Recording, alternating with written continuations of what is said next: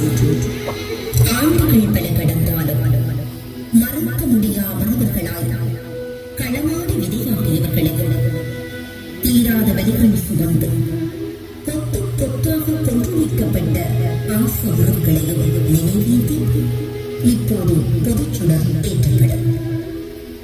சம நேரத்தில் உறவுகள் தத்தமது வெற்றி சுடர்களை ஏற்றுவார்கள்.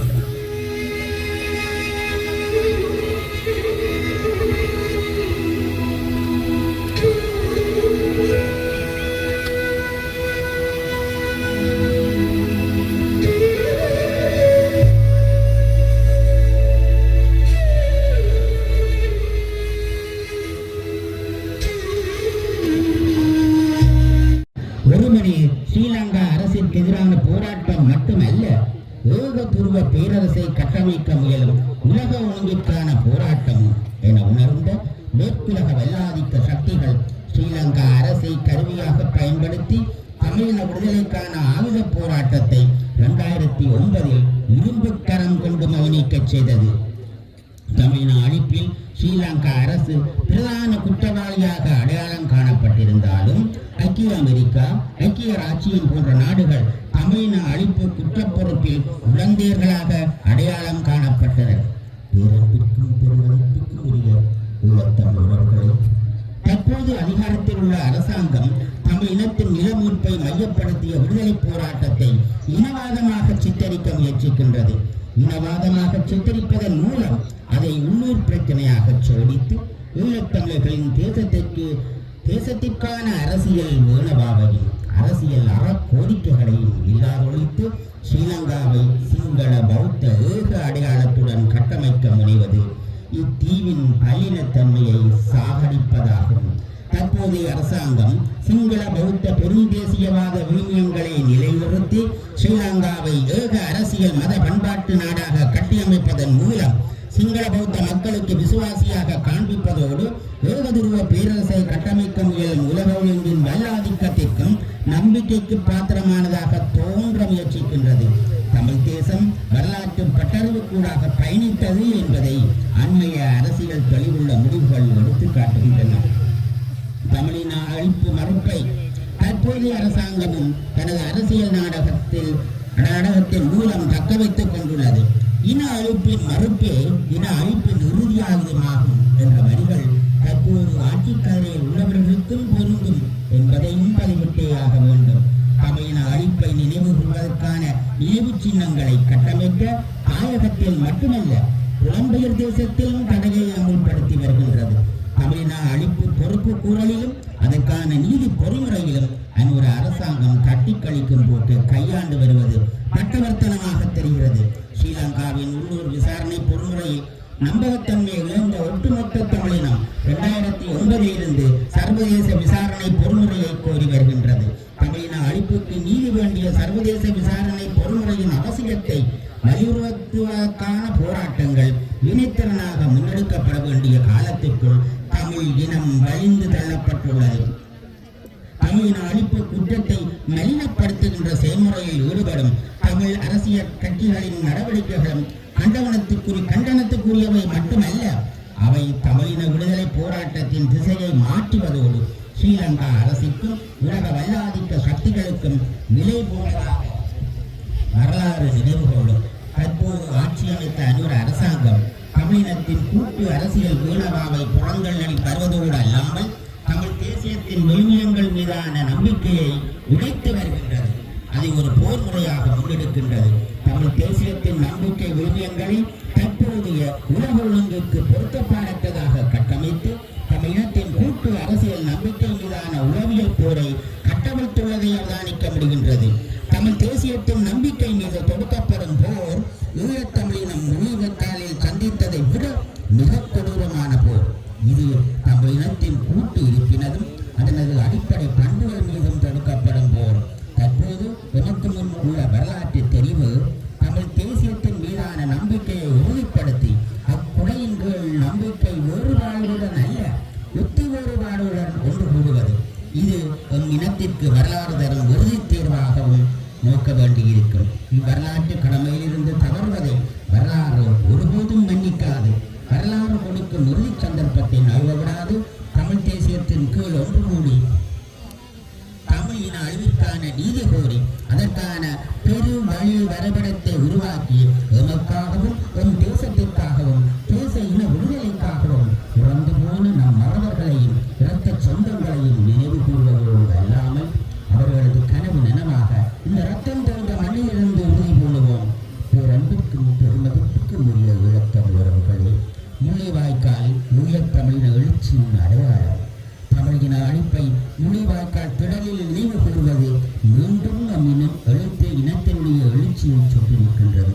ஈழத்தமிழினமாக சிங்கள அரசின் அடக்குமுறைக்கு எதிராகவும் சிங்கள ஒற்றையாட்சி அரசியல் அலகை தனது புவிசார் நலன்களுக்காக தக்க வைத்துக் கொண்டிருக்கும் ஏகாதிபத்திய பேரரசு கட்டமைப்பின் அடக்குமுறைக்கு எதிராகவும் போராட அணி திரள்வதை தவிர வேறு வித தேர்வும் எமக்கு முன் வைக்கப்படவில்லை. ரத்தம் தோய்ந்த இந்த மண்ணிலிருந்து போராட கனத்த காற்று சுமந்து வரும் உறவர்களின் நினைவுகளின் மீதும் நாம் கொண்டிருக்கும் தமிழின விடுதலை நம்பிக்கை மீதும் சபதம் செய்வோம். 1. சிங்கள பௌத்த மயமாக்கப்படும் தமிழர் தாயகத்தை தடுக்கவும், தமிழ் தேசியத்தை நாளாந்த வாழ்வியலாக்கவும். 2. ஈழத்தமிழின அழிப்பில் சர்வதேச நீதி வேண்டி அரசு பொறுப்பையும் மேற்குலக நாடுகளின் உடந்தை தன்மையையும் வலியுறுத்தி குற்றவாளிகள் குற்றவியல் நீதிமன்றத்தில் முன்னிறுத்தவும். 3. தமிழர்கள் ஒரு தேச அங்கீகாரத்திற்குரியவர்கள் என்பதையும் தமிழர்களின் தனித்துவமான இறையாண்மையினதும் ஒருபோதும் பிராதீனப்படுத்தவியலாத சுய நிர்ணய அடிப்படையிலும் தமிழர்களின் சுயாட்சி அங்கீகரிக்க வேண்டும் என வலியுறுத்துவோம். 4. கூட்டு ஈழத்தமிழர் இருப்பின் மீது கட்டமைக்கப்பட்ட தமிழின அழிப்பை தடுக்கவும். 5. தமிழ் தேசிய நம்பிக்கையில் உறுதி கொண்டு ஒரு குடையின் கீழ் தமிழ் இன அடக்குமுறைக்கு எதிராக தமிழின விடுதலையை நோக்கி முனைப்புடன் தொடர்ந்து போராட எமது மக்கள் பலத்தை நம்பி தொடர்ந்தும் அடிபணியாது போராடுவோம். மே 18 தமிழின அழிப்புக்கு எதிரான தேசிய எழுச்சி நாள். முள்ளிவாய்க்கால் இளைஞர் கட்டமைப்பு பொதுக்கட்டமைப்பு வடக்கு கிழக்கு மே 18, 2025.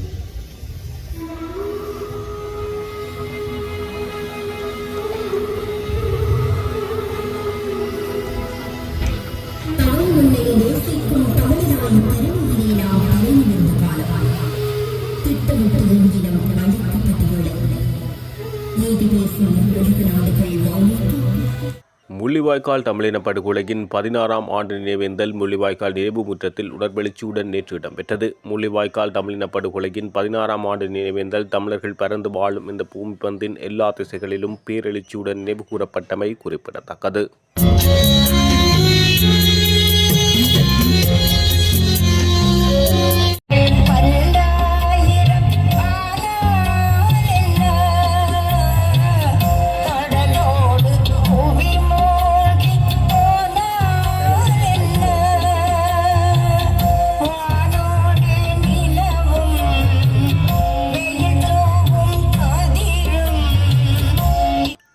முள்ளிவாய்க்காலில் உயிர் நீத்த உறவுகளுக்கு வன்னி மாவட்ட பாராளுமன்ற உறுப்பினர் துரைராசா ரவிகரன் நேற்று நந்திக்கடலில் மெளதூவி அஞ்சலி செலுத்தினார். குறிப்பாக நந்திக்கடலில் மெளதூவி சுடரேற்றி உணர்வுபூர்வமாக அஞ்சலி செலுத்தப்பட்டது.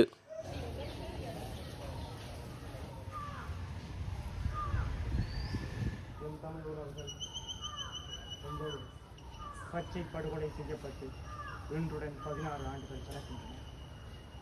இந்த வேளையிலே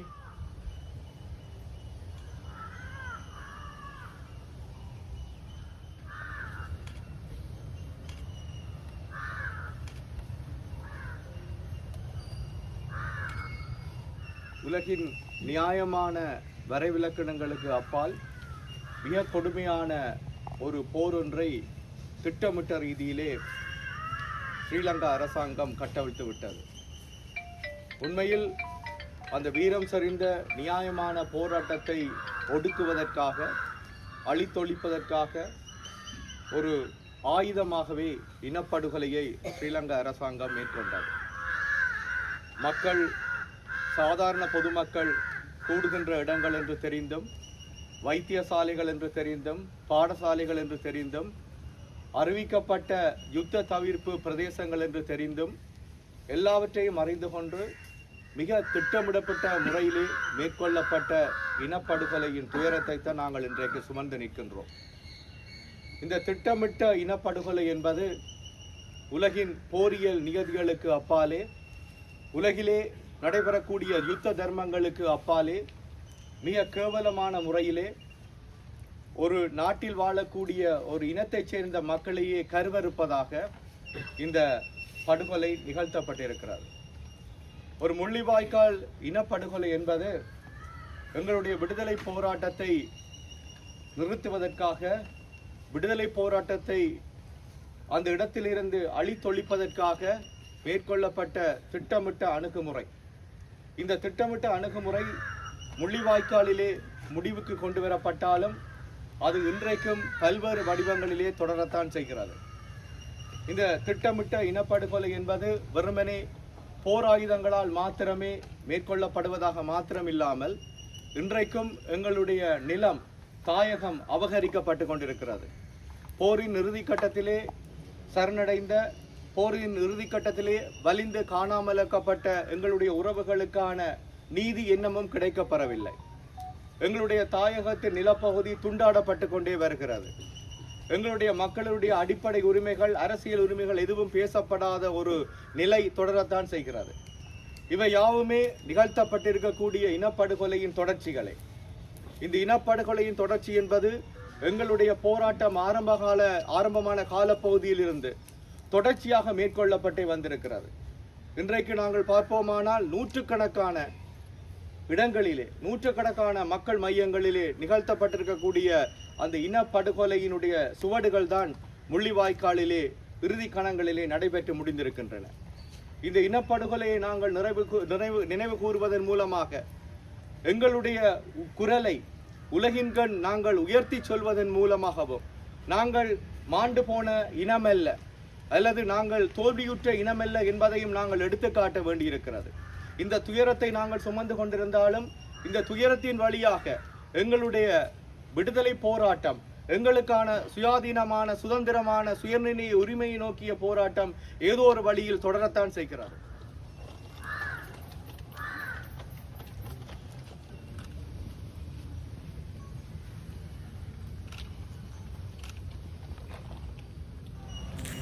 யாழ்ப்பாண பல்கலைக்கழக வளாகத்தில் அமைந்துள்ள முள்ளிவாய்க்கால் நினைவு தூபி முன்பாக அஞ்சலி நிகழ்வு இடம்பெற்றது. முள்ளிவாய்க்கால் நினைவு தினமான நேற்றைய தினம் ஞாயிற்றுக்கிழமை நடைபெற்ற இந்த நிகழ்வில் பல்கலைக்கழக மாணவர்கள், பேராசிரியர்கள், விரிவுரையாளர்கள், கல்விசார் ஊழியர்கள் என பலரும் கலந்து கொண்டு சுடரேற்றி மலதூபி அஞ்சலி செலுத்தினார்கள்.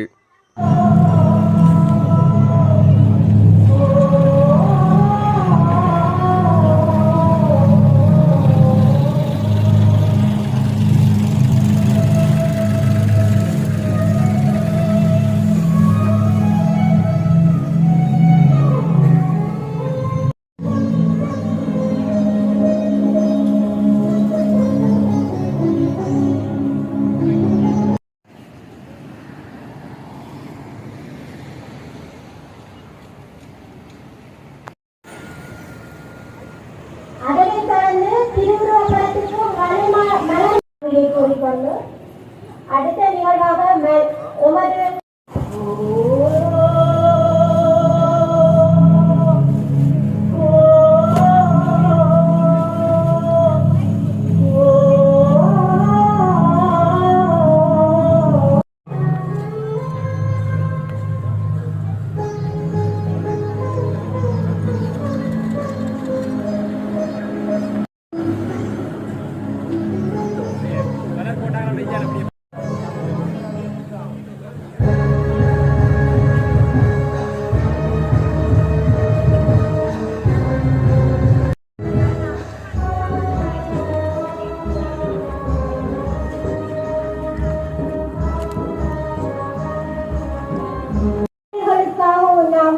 மலரஞ்சலி செலுத்தும் நிகழ்வு அடுத்ததாக இடம்பெறும்.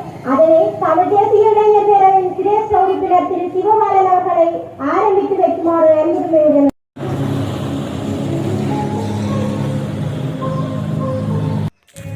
தமிழ் தேசிய இளைஞர் பேரவையினால் இரணைமடு சந்தையில் முள்ளிவாய்க்கால் அஞ்சலி நிகழ்வு ஏற்பாடு செய்யப்பட்டது. இதன்போது மத தலைவர்களுடன் தமிழ் தேசிய இளைஞர் பேரவையின் தலைவர் புதுச்சுடர் ஏற்றியதுடன் அஞ்சலி செலுத்தப்பட்டது. உயிரிழந்தவர்களுக்காக மலரஞ்சலியும் இடம்பெற்றதைத் தொடர்ந்து மத பிரார்த்தனையும் அஞ்சலியும் இடம்பெற்றது. அடையாள சின்னமாக இருக்கிறது. இந்த இருப்பது போல தமிழ் மக்களுடைய இன அழிப்பினுடைய உச்சநிலையாக இருக்கிறது. இந்த மே 18 தமிழினத்துடைய இன அழிப்பு என்று சொல்லுவதற்கு அப்பாலே நின்று ஆயுத போராட்டம் விடுதலை புலிகளால் தொடக்கப்பட்டு ஆயுத போராட்டம் மௌனிக்கப்பட்ட நாளும் அந்த நாள் தான். அது ஆயுத போராட்டத்திலே இருந்து விடுதலை பெறலாம், தமிழினம் உரிமையை பெற்றுக்கொள்ளலாம் என்று சொல்லுகின்ற அந்த நிலையிலிருந்து ஆயுத போராட்டம் மௌனித்த அந்த நாளும் இந்த மே 18. இந்த நாளிலே அதனுடைய அடையாளங்களாக இந்த முள்ளிவாய்க்கால் கஞ்சி இருக்கின்றது. இதுகளெல்லாம் நினைவு கூறுதலும் சரித்திரத்திலே இடம் பிடித்து கொண்ட தமிழர்களுடைய வரலாற்று சின்னங்களாக மாற்றப்படுகிறது, மாற்றப்பட்டு கொண்டு இருக்கின்றது. இன்றைக்கு 16 வருடங்கள் இந்த நினைவு நாட்கள் முடிந்திருக்கிறது. இந்த 16 வருடத்திலே கண்ட உண்மை என்னவென்றால், இந்த கனடா தேசம் இதை அங்கீகரித்திருக்கிறது. கனடா தேசத்திலே இந்த பரப்புரை, இந்த நினைவு கூறுதல் அதிஉச்ச நிலை அடைந்து மக்கள் மத்தியிலே இதை குறித்த ஒரு விழிப்புணர்வு ஏற்பட்டிருக்கிறது. இந்த நினைவு கூறுதல் மிக முக்கியமானது. ஏனென்றால் எங்களுடைய தமிழருடைய வரலாற்றிலே அநேக மக்கள் கொன்று குவிக்கப்பட்டது, அநேக மக்கள் உலகத்துக்கு சொல்லுகின்ற ஒரு விடுதலையை நோக்கிய பயணம்தான் இது என்று சொல்லுகின்றதையும் சொல்லி காட்டுகின்ற நிகழ்வாக இந்த நிகழ்வு இருந்தது. நினைவு கூறுதல் எங்களுடைய தமிழின மக்களிடம் மாத்திரமல்ல, யூதரிடமும் இது இருக்கிறது.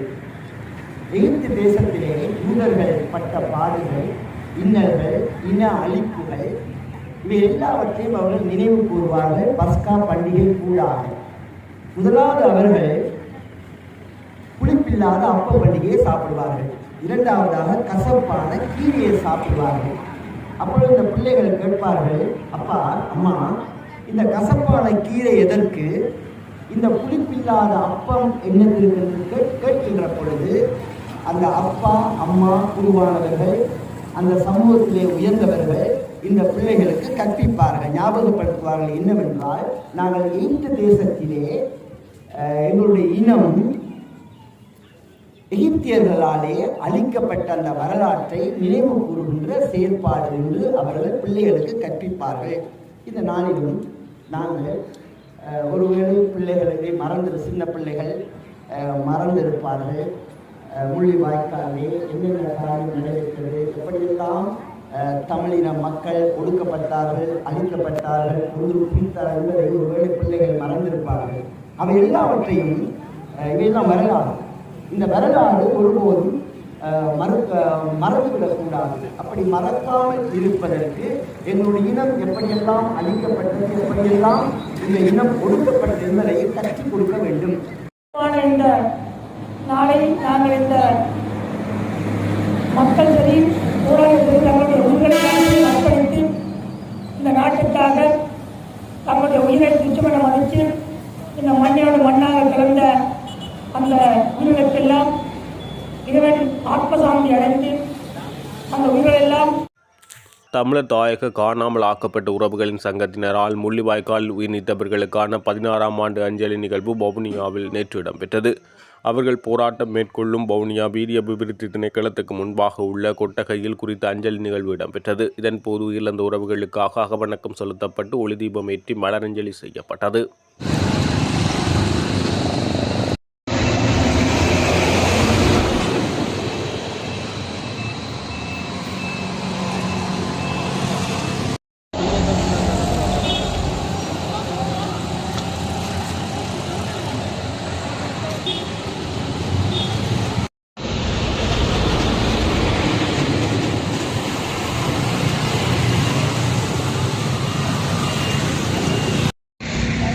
தம்பி வச்சால் அங்கே போங்க பின்னால். வச்சாலங்கால போங்க கொடியெடுங்க சரியா போராட்டத்தின் 3011வது நாள் வவுனியா மே 18, 2025. போரின் போதும் அதற்கு பின்னரும் இலங்கை இராணுவத்தால் கடத்தப்பட்டு காணாமலாக்கப்பட்ட எங்கள் குழந்தைகள் பற்றிய பதில்களை கோரி வவுனியா நீதிமன்றத்துக்கு முன் A9 சாலையில் தமிழ் தாய்மார்கள் எங்கள் தொடர்ச்சியான போராட்டத்தை தொடங்கி இன்றுடன் 3011 நாட்கள் ஆகின்றன. இந்த நாள் மிகவும் வேதனையானது. ஏனெனில் இது முள்ளிவாய்க்கால் நினைவு தினமாகும். 2009 போரின் கொடூரமான முடிவை நினைவூட்டுகிறது. அங்கு ஆயிரக்கணக்கான அப்பாவி பொதுமக்கள் படுகொலை செய்யப்பட்டனர். இந்த போர் சிங்கள இராணுவ ஆக்கிரமிப்பின் விளைவாக மட்டுமல்ல, தமிழர் துன்பங்களுக்கு உலகளாவிய அலட்சியத்தின் விளைவாகவும் இருந்தது. முழு உலகமும் நம்மை புறக்கணித்தது. முள்ளிவாய்க்காலை தமிழர் நம்பிக்கைகளின் கல்லறையாக மாற்ற அனுமதித்தது. அதே சிங்கள ஒடுக்குமுறை இன்றும் தொடர்கிறது. தமிழர் நலன்களை பிரதிநிதித்துவப்படுத்துவதாக பொய்யாக கூறும் NPP கட்சி இப்போது 3 மாதங்களுக்குள் நில உரிமையை நிரூபிக்குமாறு எங்கள் மக்களை அச்சுறுத்துகிறது. இல்லையெனில் எங்கள் நிலங்கள் சிங்கள குடியேற்றவாசிகளிடம் ஒப்படைக்கப்படும். இது ஆட்சி என்ற பெயரில் நில திருட்டை தவிர வேறொன்றுமில்லை. சிங்களவர்கள் தலைமையிலான கட்சியான NPP தற்போது வேறு எந்த தெற்கு சிங்கள கட்சியை விட தமிழர் தாயகத்தில் அதிக இடங்களை வென்றுள்ளது. மேலும் தமிழர் அபிலாஷைகளுக்கு எதிராக தீவிரமாக செயற்படுகிறது என்பது மனவேதனையை அளிக்கிறது. நாங்கள் தாய்மார்கள் தெளிவாக சொல்கிறோம், NPP எங்கள் நிலத்தையும் தனியாக விட்டு விடுங்கள். சிங்களவர்களுக்கு சேவை செய்யுங்கள். இங்கே எங்கள் தாயகத்தில் அல்ல. நாங்கள் இப்போது அமெரிக்கா மற்றும் ஐரோப்பிய ஒன்றியத்தின் நேரடியாக முறையிடுகிறோம். நடந்து கொண்டிருக்கும் நில அபகரிப்பு குறித்து அவர்களின் அதிகாரபூர்வமாக புகார் அளிப்போம். மேலும் எங்கள் கண்ணியம், உரிமை மற்றும் இறையாண்மையை மீட்டெடுக்க அவர்களின் தலையீட்டை நாடுவோம். எங்கள் துன்பங்களை தீர்க்கவும் எங்கள் சுதந்திரத்தை மீட்டெடுக்கவும் அமெரிக்கா மற்றும் ஐரோப்பிய ஒன்றியம் மட்டுமே அதிகாரத்தை தார்மீக தெளிவாக கொண்டுள்ளன. தமிழ் மக்களாகிய நமக்கு ஒரு புதிய தலைவரும் புதிய அரசியல் பாதையின் தேவை. அது சர்வதேச சமூகத்துடன் உண்மையான கூட்டாண்மைகளை உருவாக்கும். இந்தியா உதவாது. அது சீனா, பாகிஸ்தான் மற்றும் இலங்கையுடனான அதன் சொந்த புவிசார் அரசியல் போர்களில் சிக்கியுள்ளது. இன்று முள்ளிவாய்க்கால் நாளில் உலகுக்கு நினைவூட்டுகிறோம். எங்கள் வழி தொடர்கிறது. எங்கள் போராட்டம் தொடர்கிறது. நீதி மற்றும் சுதந்திரத்துக்கான எங்கள் கோரிக்கை ஒருபோதும் அமைதியாகாது. சங்க தலைவி காசிப்பிள்ளை ஜெயவேந்தா. இன்றைக்கு 3011 நாளாக நாங்கள் போராடி கொண்டிருக்கிறோம். இன்றைக்கு உலகெங்குமே இனப்படுகொலை நாளை முன்னிட்டு எங்களுடைய வலியும் வேதனையும் இன்றைக்கு முழுமையாக முள்ளிவாய்க்காலில் போய் பார்த்தா தெரியும். எங்களுடைய தாய்மார்களும் எங்களுடைய இனம் தமிழர் என்ற இனமே இன்றைக்கு முள்ளிவாய்க்காலில் தான் நிற்கிறோம். இன்றைக்கு எங்களை முள்ளிவாய்க்கால் நினைவு தினம் என்று சொன்னாலே தமிழ் மக்களுக்கு முற்று முழுதாக தெரியும் என்ன நடந்தது. இனப்படுகொலை தான் நடந்தது. இவங்க சொல்றாங்க இனப்படுகொலை நடக்கவில்லை என்று. ஆனால் நான் சொல்றேன் முற்று முழுதாக நான் முள்ளிவாய்க்கால் நின்ற நான் சொல்றேன் முற்று முழுதாக இனப்படுகொலை தான். எங்களுடைய மக்களை அழித்துத்தான் தீர்த்தவங்க. ஆனால் போய் தான் சொல்றாங்க இந்த அரசாங்கம். இந்த நாட்டிலே சிங்கள பெரும்பான்மையுடன் வாழ்வதற்கு நாங்கள் ஆசைப்பட்டாலும் விரும்பினாலும் எங்களை இணைத்து வாழ்வதற்கு விருப்பமில்லாமல் தமிழ் இனத்தினை இரண்டாம் தர பிரஜைகளாக கணிக்கும் நிலையில் உள்ளது என தமிழீழ விடுதலை இயக்கத்தின் பொதுச் செயலாளரும் ஜனநாயக தமிழ் தேசிய கூட்டணியின் பேச்சாளரும் முன்னாள் பாராளுமன்ற உறுப்பினருமான கோவிந்தன் கருணாகரம் தெரிவித்தார். எங்களுக்காக உயிர்நீத்த அத்தனை உறவுகளின் ஆத்மாக்களுக்கும் சாந்தியடைய வேண்டுமென்றால் அரசியல் ரீதியாக என்றாலும் ஏனைய விடயங்கள் என்றாலும் ஒன்றாக பயணித்து எமது உரிமைகளை பெற்றுக்கொள்வதற்கு நாங்கள் பாடுபட வேண்டும் என தெரிவித்தார். இன அழிப்பு பாரத்தின் இறுதி நாளான நேற்றைய தினம் மாலை மட்டக்களப்பு கல்லடி கடற்கரையில் இடம்பெற்ற நிகழ்வில் அவர் இவ்வாறு தெரிவித்தார். எல்லாருக்கும் வணக்கம். உண்மையிலே மே மாதம் 18ஆம் தேதி என்பது இலங்கை வாழ் தமிழ் மக்களுக்கு மாத்திரமல்ல, உலகம் முழுவதும் பறந்து வாழும் தமிழ் மக்களுக்கு ஒரு சோகமான, ஒரு துக்கமான, ஒரு வாழ்க்கையிலே மறக்க முடியாத ஒரு நாள் என்றால் அது மே மாதம் 18ஆம் தேதி தான். இலங்கை சுதந்திரமடைந்த காலமிருந்து தமிழ் மக்கள் தங்களது உரிமைகளை பெறுவதற்காக அகிம்சை ரீதியாகவும் ஆயுத ரீதியாகவும் போராடி எங்களுடைய ஆயுத போராட்டம் மௌனிக்கப்பட்ட 2009 மே மாதம் 18ஆம் தேதி அந்த ஒரு வார காலத்தினுள் முல்லைத்தீவிலே முள்ளிவாய்க்காலில் ஒரு வார காலத்தினுள்ளே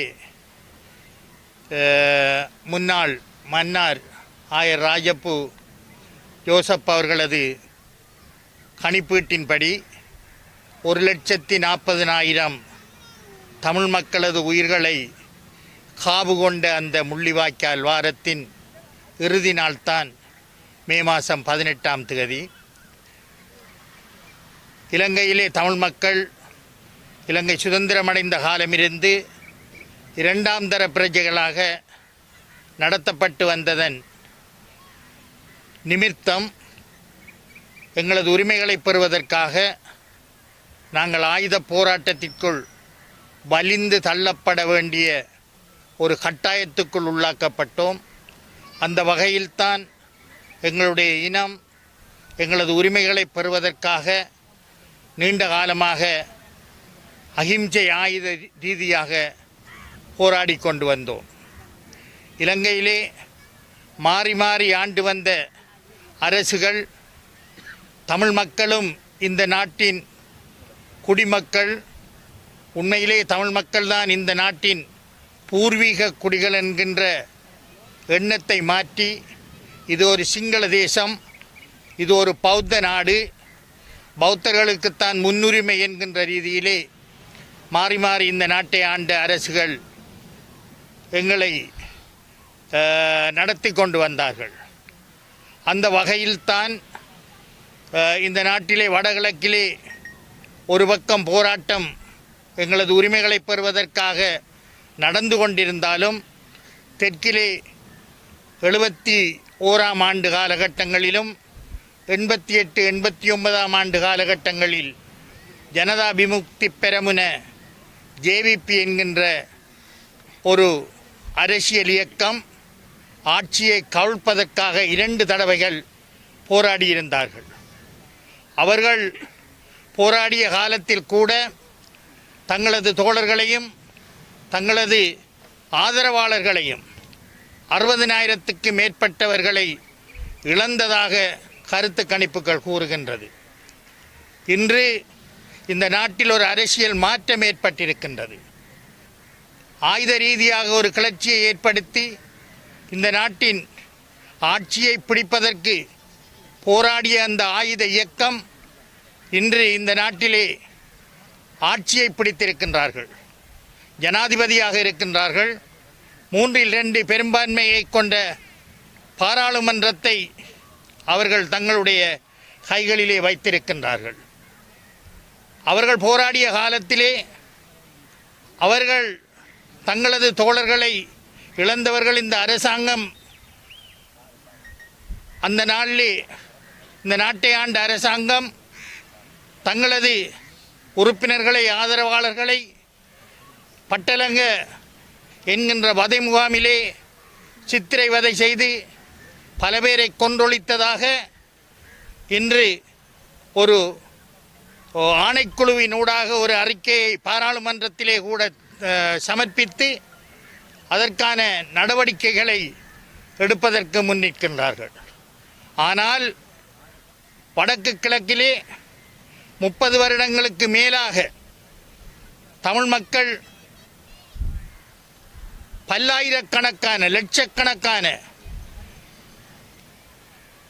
உயிர்களை பறிகொடுத்திருக்கின்றார்கள். அந்த உயிர்களை இந்த நாட்டின் இராணுவம் பறிகொண்டிருக்கின்றது. இறுதியாக நடந்த முள்ளிவாய்க்காலில் கூட 1,40,40,000 உயிர்கள் கொல்லப்பட்டிருக்கின்றது. அதற்கு மேலாக தங்களது உறவினர்களால் சரணடைந்த உறவினர்கள் மூலமாக சரணடைந்த ஆயிரக்கணக்கான போராளிகள் பொதுமக்கள் கூட எங்கு என்று தெரியாமல் இன்று அவர்களது உறவினர்கள் தத்தளித்து கொண்டிருக்கின்றார்கள். இன்று தங்களுடைய உறுப்பினர்களை தங்களுடைய ஆதரவாளர்களை பட்டலங்க வதைமுகாம் மூலமாக கொன்றொழித்தவர்களுக்கு எதிராக நடவடிக்கை எடுக்கும் இந்த அரசாங்கம் வடக்கு கிழக்கிலே தங்களது உரிமைகளை கேட்டு போராடியவர்களுக்கோ அல்லது இறந்த பொதுமக்களுக்காகவோ எந்த நியாயத்தையும் கொடுக்கக்கூடிய ஒரு நிலையில் இல்லை. தாங்கள் அரசுக்கு தாங்கள் அரசாங்கத்திற்கு பதவிக்கு வரும்போது ஜனாதிபதி தேர்தல் காலத்திலும் பாராளுமன்ற தேர்தல் காலத்திலும் பல வாக்குறுதிகளை கொடுத்து வடக்கு கிழக்கு தமிழ் மக்களது வாக்குகளை கூட அள்ளி எடுத்து கொண்டார்கள். பயங்கரவாத தடை சட்டத்தை நீக்குவோம், சிறையிலே 30 வருடங்களுக்கு மேலாக வாடும் அரசியல் கைதிகளை விடுதலை செய்வோம், புதிய அரசியல் அமைப்பை கொண்டு வந்து புரையோடி போயுள்ள இனப்பிரச்சனைக்கு ஒரு தீர்வை காண்போம் என்றெல்லாம் கூறியவர்கள் இன்று அதையெல்லாம் மறந்துவிட்டு தங்களது கட்சியினருக்கும் தங்களது உறுப்பினர்களுக்கும் நடந்த அநீதியை மாத்திரம் தட்டி கேட்கும் ஒரு நிலை இருக்கின்றது. இதிலிருந்து ஒன்று விளங்குகின்றது என்னவென்றால், தமிழ் மக்கள் இந்த நாட்டின் குடிமக்கள் இல்லை என்பதை மறைமுகமாக அவர்கள் ஏற்றுக்கொள்கின்றார்கள். அதற்காகத்தான் நாங்கள் கேட்டோம், தமிழீழம் எங்களை பிரித்து விடுங்கள், இந்த நாட்டிலே உங்களுடன் வாழ்வதற்கு நாங்கள் ஆசைப்பட்டாலும் நாங்கள் விரும்பினாலும் நீங்கள் எங்களை உங்களுடன் இணைந்து வாழ்வதற்கு உங்களுக்கு விருப்பமில்லாமல் எங்களது இனத்தை ஒரு இரண்டாம் தர பிரஜைகளாக நீங்கள் கணிப்பிடுகின்றீர்கள் என்று. எனவே தமிழ் மக்கள் நாங்கள் ஒன்றை உணர்ந்து கொள்ள வேண்டும்.